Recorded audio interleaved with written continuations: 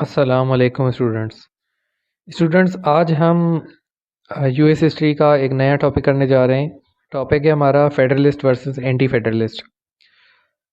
जैसे ही यूएस बन गया, 13 कॉलोनीज बन गई, रिवॉल्ट हो गया, उसके बाद यूएस आज़ाद हो गया।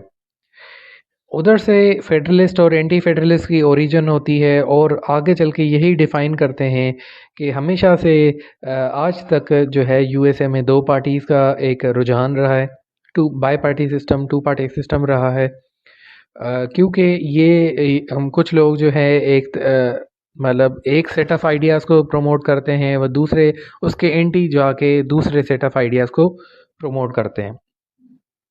तो ये डिबेट कहाँ से शुरू हुई, ये एंटी फेडरलिस्ट कहाँ से शुरू हुए, सारी चीज़ें आज हम देखेंगे। स्टार्ट करते हैं जी। एंटी फेडरलिस्ट और फेडरलिस्ट, इन दोनों की अगर हम इंट्रोडक्शन में सिर्फ बात करें, जनरल एक बात करें हम, तो ये एंटी फेडरलिस्ट वो हैं जो चाहते हैं कि स्टेट की पावर बहुत ज़्यादा रहे और फेडरेशन की पावर बहुत कम रहे। फेडरल गवर्नमेंट की पावर बहुत कम, ये चाहते हैं फेडरल गवर्नमेंट की पावर पावर जो है बहुत ज़्यादा हो। और ये न्यू कॉन्स्टिट्यूशन चाहते हैं, ये चाहते हैं article of confederation, loose constitution चलता रहे और स्टेट्स के पास और लोकल गवर्नमेंट्स के पास तकरीबन सारी पावर्स हों। ठीक है, आगे चलते हैं।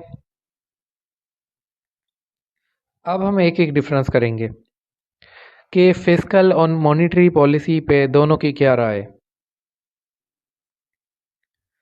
अच्छा, एंटी फेडरलिस्ट कहते हैं स्टेट्स जो हैं अपनी सारी चीज़ें, सारे जितने भी सब्जेक्ट्स हैं उसमें फ्री होने चाहिए कि वो जिस तरह अपनी मॉनेटरी और फिस्कल पॉलिसी, बजट वगैरह दें, रेवेन्यू में उनसे कोई भी फेडरल छेड़खानी ना करे।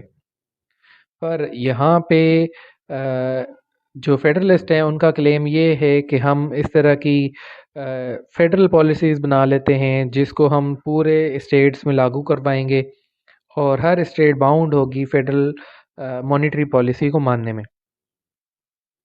इसमें ज़्यादातर इनकी बहस थी कि हमें नेशनल बैंक फेडरल लेवल पे बनाना चाहिए। ये कहते थे हमारे स्टेट लेवल पे होंगे, बस फेडरल लेवल पे बनाने की ज़रूरत नहीं है। अच्छा, इसमें ये कह रहे थे हमारी अपनी अपनी करेंसी होनी चाहिए हर स्टेट की। ये कहते हैं नहीं, सेंट्रल एक ही 50 स्टेट्स की, वो तो 50 अभी हैं खैर, उस टाइम पे जितनी भी स्टेट्स थी उनकी अ, एक ही करेंसी होनी चाहिए। ये इनके मॉनेटरी में पॉलिसी में फ़र्क थे। कॉन्स्टिट्यूशन की कॉन्स्टिट्यूशन बनने के टाइम पे इनके क्या पोजीशन थी दोनों में। एंटी फेडरलिस्ट वो हैं जो चाहते हैं बिल ऑफ राइट्स लाजमी लगे, क्योंकि ये यूके की यूनिटरी स्टेट से तंग हैं। ये कह रहे हैं कि उधर सेंट्रल जो है वो बहुत ज़्यादा पावर में थे, स्टेट के पास राइट नहीं थे। यही वजह थी कि हम आज अमेरिकन जो हैं वो उधर ही से अमेरिका यूरोपियन यूरोपियन कंट्री से शिफ्ट होके यहाँ पे आए हैं। वो कहते हैं अगर यूके यूनिटरी कंट्री ना होता, फेडरल कंट्री होता और सारे स्टेट्स को राइट्स होते, तो शायद हमें उधर से एक कॉलोनाइजेशन और सेटलमेंट्स की तरफ नहीं जाना पड़ता। पर फेडरलिस्ट का ये क्लेम है, फेडरलिस्ट का ये क्लेम था कि हम जो है बिल ऑफ राइट्स की कोई ज़रूरत नहीं है। पहली बात, बिल ऑफ राइट्स की ज़रूरत नहीं है क्योंकि आपके जो आम आवाम है वो इस जो है इलेक्टोरल कॉलेज को वोट करती है। ये इलेक्टोरल कॉलेज आगे जाके प्रेसिडेंट को वोट करता है। तो ऐसे समझें प्रेसिडेंट आपका पॉपुलेशन से ही आता है या इलेक्टोरल कॉलेज आपका पॉपुलेशन से ही आता है। तो क्या इनको अपने हुकूक नहीं पता? क्या इनको नहीं पता कि क्या चीज़ें करवानी क्या नहीं करवानी? तो वो कहते हैं कि हमें बिल ऑफ राइट्स की ज़रूरत नहीं है। दूसरा, कॉन्स्टिट्यूशन पे दूसरी पोजीशन इनकी थी कि हम न्यू कॉन्स्टिट्यूशन बनाएं। इन्होंने ही कॉन्स्टिट्यूशन को प्रपोज किया, इन्होंने ही सपोर्ट किया। पर ये कहते हैं कि हम आर्टिकल ऑफ कन्फेडरेशन जो बना था उसी को आगे अमेंड करके उसी को चलाएं, एक लूज फेडरेशन रहने दें हम। तो इन्होंने एक फेडरलिस्ट ने फेडरलिस्ट पेपर्स लिखे थे ये जस्टिफाई करने के लिए कि कॉन्स्टिट्यूशन उन्हें चाहिए न्यू। आगे चलते हैं, प्रोमिनेंट फिगर्स देखते हैं दोनों की। ये जेफरसन और उनकी टीम है, जेफरसन, मोनरो, पैट्रिक और एडम्स। यहाँ पे Alexander Hamilton, George Washington, John Adams. आप ये देखें कि ये सारी टीम इनकी एक अपोजिशन में चल रही है।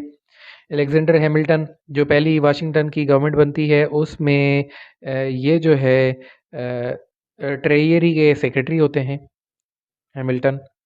और जॉन जे जो हैं वो वाशिंगटन के टाइम पे ये होते हैं आपके क्या कहते हैं चीफ जस्टिस।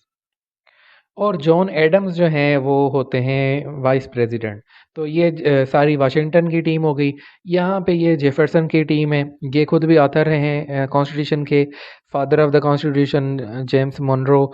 और इनके ये पैट्रिक हेनरी भी एक दफ़ा ये रह चुके हैं ट्रेजरी के हेड। तो ये जो है ये एक सेट ऑफ अलग अलग सेट है फिगर्स का, और ये अलग है। तो यहाँ पे ये आपस में लीडर्स बढ़ जाते हैं। आगे देखते हैं हम कि गवर्नमेंट के पावर्स के लिहाज से इनकी क्या डिबेट है आपस में। तो गवर्नमेंट की डिबेट में यही है कि फेडरलिस्ट चाहते हैं कि नेशनल जो गवर्नमेंट है वो प्रमोट हो, ये चाहते हैं स्टेट के राइट्स प्रमोट हो। अच्छा, ये कहते हैं तीनों में बराबर पावर होनी चाहिए, पर ये डर रहे हैं कि एग्जीक्यूटिव को ये ज़्यादा पावर ना दे दें, इसलिए ये कह रहे हैं कि लेजिस्लेशन को ज़्यादा पावर दे दें, कि कानून साजी के पास ज़्यादा पावर हो, एग्जीक्यूटिव इतना तगड़ा ना हो, ताकि स्टेट के पास ज़्यादा एग्जीक्यूशन के पावर्स रहें। अच्छा, ये कहते हैं सिंगल जो है एक हेड हो प्रेसिडेंट, और वो एग्जीक्यूटिव ब्रांच का हेड हो।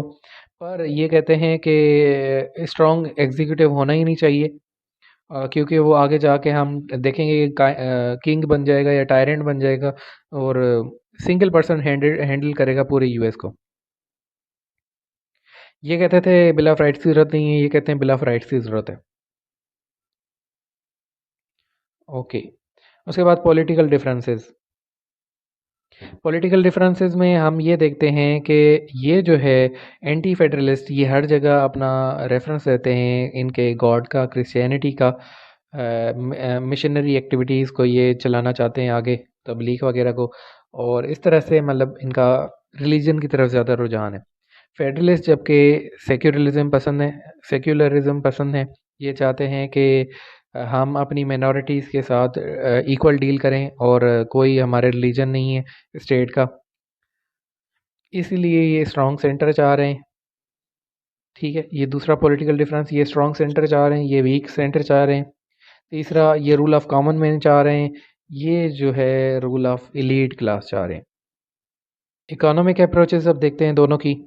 ये नेशनल बैंक नहीं चाह रहे, ये चाह रहे हैं कि कोई टैरिफ ना लगे, और ये चाहते हैं कि रेगुलेशंस ना हो इंडस्ट्रीज़ पे, ताकि इंडस्ट्रीज़ ग्रो करें, रिलीफ हो। ये कहते हैं स्ट्रिक्ट रेगुलेशंस होने चाहिए, अगर रेगुलेशन नहीं होंगे तो इन्वायरमेंटल प्रॉब्लम होंगे, क्योंकि वो पोल्यूशन के लिए मतलब कोई भी चीज़ नहीं सोचेंगे। वो वर्किंग आवर्स अपने मर्ज़ी से रखेंगे, वो मिनिमम वेजेस अपनी मर्ज़ी से रखेंगे, मैक्सिमम आवर्स अपनी मर्ज़ी से रखेंगे, वर्किंग एनवायरनमेंट वो ख़राब रखेंगे। तो ये कहते हैं कि हमें इसलिए स्ट्रिक्ट रेगुलेशन रखनी चाहिए इंडस्ट्रीज़ पे, ताकि हमारी आवाम के लिए भला हो। ये जो है चाहते हैं कि टैक्सेस और टैरिफ्स ज़्यादा से ज़्यादा लगें, ताकि नेशनल गवर्नमेंट के पास जो है फेडरल गवर्नमेंट के पास ज़्यादा से ज़्यादा टैक्सेस और रेवेन्यूज़ जनरेट हों, और हम ज़्यादा फेडरल लेवल पे काम कर सकें। ये इसीलिए नेशनल बैंक चाह रहे हैं कि रिजर्व्ड पैसा रहे आपके पास, फेडरल के पास, जब भी जो भी हम काम करना चाहें पैसों की कमी ना हो। अब देखते हैं फॉरेन पॉलिसी में। फॉरेन पॉलिसी में जी इनका ये है कि एंटी फेडरलिस्ट लिंक करते हैं फ्रांस से, और फेडरलिस्ट लिंक करते हैं आपके ब्रिटेन से। आपको याद हो अगर कि हम जब रेवोल्यूशन का टाइम देख रहे थे, तो आपके लॉयलिस्ट भी थे, न्यूट्रल भी थे, और आपके पेट्रियोट्स भी थे। तो ऐसे समझ लें कि ये वाले जो हैं ये पेट्रियोट्स हैं, जो चाह रहे हैं कि अमेरिका आज़ाद हो, भले वो फ्रांस से हेल्प लेके, स्पेन से हेल्प लेके हम यूके को शिकस्त दे दें। पर इनमें ज़्यादातर लॉयलिस्ट थे, लॉयलिस्ट से ये चाहते थे कि हम ब्रिटिश के साथ लॉयल रहें। इन्हीं की कोशिश की वजह से आपको याद होगा एफसीसी फर्स्ट कॉन्टिनेंटल कांग्रेस और एफसीसी सेकंड कॉन्टिनेंटल कांग्रेस दोनों में ग्रीवेंसेस लिखे गए थे जॉर्ज द फाइव को कि हम ब्रिटेन में दोबारा से शामिल होना चाहते हैं, आप हमारे खिलाफ वार न लड़ें, सिर्फ हमारी डिमांड्स पूरी करें। तो हम आगे चल के देखते हैं जब भी कोई भी प्रेसिडेंट आएगा तो अगर एंटी फेडरलिस्ट का प्रेसिडेंट होगा तो वो प्रो फ्रांस जाएगा, अगर फेडरलिस्ट का लीडर होगा तो वो प्रो ब्रिटेन जाएगा। तो इनके ये क्लियर कट डिफरेंसेस हैं कुछ। हमने मेरे ख्याल से बहुत डिटेल में देखा है इस टॉपिक को। मेरे ख्याल से अब आप हल कर लेंगे इस क्वेश्चन को। नेक्स्ट में आगे टाइमलाइन कंटिन्यू करेंगे। ये टॉपिक वैसे यहाँ पे ख़त्म नहीं होगा, जो भी हम प्रेसिडेंट पहले 2-3 डेकेड्स में देखेंगे उसका ज़रूर कहीं ना कहीं जिक्र आएगा। अगर समझ जाएं कि मैं बता दूं आपको फेडरलिस्ट है ये लीडर, तो आप समझ जाएं कि ये सारी चीज़ें वो चाह रहा है जो हमने यहाँ पे डिस्कस की हैं। अगर मैं आपको बता दूं कि एंटी फेडरलिस्ट जो है वो है, तो इस तरह से तो जो भी इनकी प्रोमिनेंट फिगर्स आएंगी, आप पहला वाशिंगटन का प्रेसिडेंट आएगा तो वो सारी फेडरलिस्ट पॉलिसीज़ लेके चलेगा। एडम्स दूसरा प्रेसिडेंट है तो वो भी जो है सारी फेडरलिस्ट पॉलिसीज़। पर जो तीसरा है जेफरसन, वो फिर एंटी फेडरलिस्ट, हम उसमें क्लियर वाज़ेह फ़र्क देखेंगे कि उनकी क्या अपोजिट थी। तो जब हम ये टॉपिक कर लेंगे ना इनके प्रेसिडेंट्स के, उसके बाद जब इस टॉपिक को आप मज़ीद गहराई से कर सकते हैं, वो इसलिए क्योंकि आप यहाँ पे सिर्फ खाली खोखली बातें कर रहे हैं कि लिंकेजेस होंगे जी इनके ब्रिटेन में।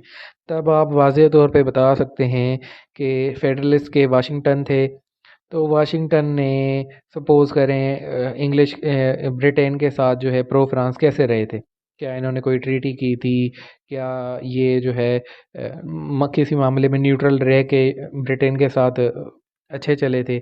और सपोज़ करें एंटी फेडरलिस्ट जेफरसन थे, जेफरसन की जब गवर्नमेंट आती है तो ऐसा वो क्या करते हैं कि मतलब वो प्रो फ्रांस नज़र आते हैं। तो हमें वाज़ेह पता है 1803 में लुधियाना में ये सारी परचेज ही जो है वो हमारी ये करवाते हैं, जेफरसन करवाते हैं। और 1803 में लुइसियाना की फ्रांस से जाके इनमें मनरो होता है। मनरो खुद देखते हैं आपकी ये एंटी फेडरलिस्ट है, तो इनकी प्रो फ्रांस की है। और प्रो फ्रांस होने की वजह से कुछ फ़ायदे भी होते हैं, कुछ नुकसान भी होते हैं। तो आगे चल के आप खुद से एग्जाम्पल इसमें लिखना शुरू होंगे कि कौन नेशनल बैंक चाह रहा था, कौन सा प्रेसिडेंट नहीं चाह रहा था, कौन सा प्रेसिडेंट इस तरफ था, कौन सा प्रेसिडेंट उस तरफ था। तो ये आप क्लियर कट एग्जांपल्स के साथ ये क्वेश्चन कर सकते हैं।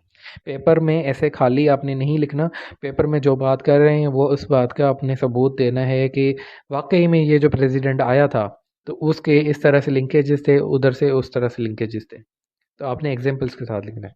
हमारा टॉपिक यहाँ पे आज ख़त्म होता है। थैंक यू स्टूडेंट्स, अल्लाह हाफिज़।